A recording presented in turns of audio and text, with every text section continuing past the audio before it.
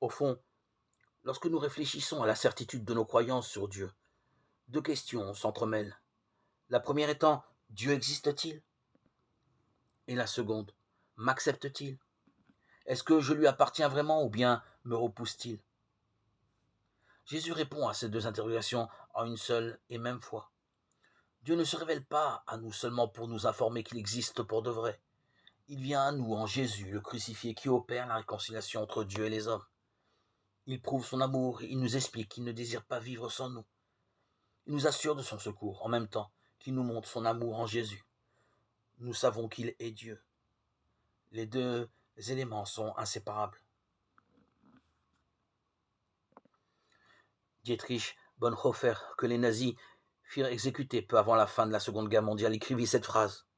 Nos doutes prennent leurs racines dans nos péchés. Si nous menons une vie séparée de Dieu, il est impossible d'acquérir des certitudes dans nos connaissances à son sujet.